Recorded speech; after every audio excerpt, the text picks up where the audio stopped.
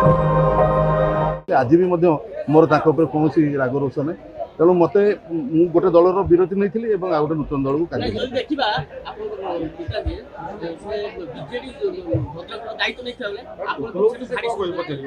नाई ना भाड़ी कौ दलर के शून हो न था निश्चित भाड़ी आहरी बहुत लोक अच्छा तेणु आमर चेष्टा रन ना दिन नुह परिश्रम करा पड़ो लोक पर्यंत आम विश्वास आने पड़ो आम तुम कम कौ जगह मोर जी जानवर अच्छी कौन दल कौटी भी केवल शून हुए समय अनुसार से पुणी उपरक आसे तलू गड़ भुशुड़ी सरपंच 30-40 जन आक्चुअली जोटा मनमोहन सामल महोदय कहले आमर भद्रक काली थिला मिश्रण जोटार कि पाखापाखि 10,000 लोकंर आरेंजमेंट होता एवं जेहेतु से माननीय मुख्यमंत्री सारे गले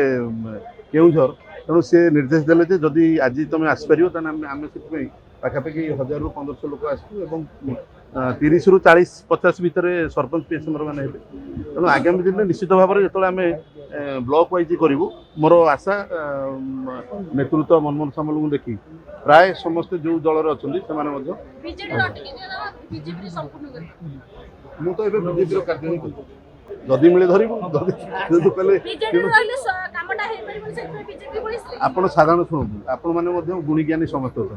आपण मैंने जानते जब विरोधी दल रे भत्ताटा करने आम जो चेयरमैन मैंने सी ठीक भाव में निज कॉन्फिडेंस भाविले आम लोक कम कर जो चेयरमैन मैंने उपलब्धि कर मुझे साधारण लोक तेणु निश्चित भाव दौड़े बोली आशा कारण आमर तो सही आमर सब पावरफुल मंत्री आमर से पावरफुल सभापति से तेणु आम आशा कर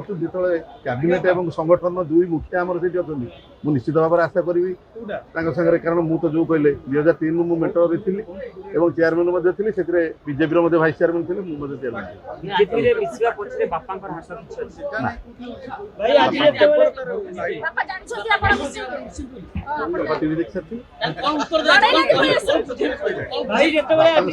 राजनीति कथा हूँ आप पचारे पाखापाखि माने आम जन्मर राजनीति जब 2003 बोधे आप भावे 23 थर मुझे कथा ये जो 25 वर्ष घरे जीरो पॉइंट बापा पुओ पर जब भरोसा थी निश्चित खुशी हो भाई आज जो गोटे नुआ अध्याय आरंभ कले बापा का आशीर्वाद ले बापा सहित देखा ही एक्चुअली मु उठिला बापा पळै थिले तेणु मु गले आशीर्वाद नेबी बापा आपन समर्थन करिवे आशीर्वाद पुओ को आशीर्वाद देबेनी अच्छा ताले गोटे राजनीति अलगा दल अलगा निश्चित परिवार अलगा निश्चित आपण एइटिबा देखिले मु उदाहरण देली भृगु भाई एई दल रे थिले सी बीजेपी रे थिले लोकापा आमर बीजेपी रे थिले तेणु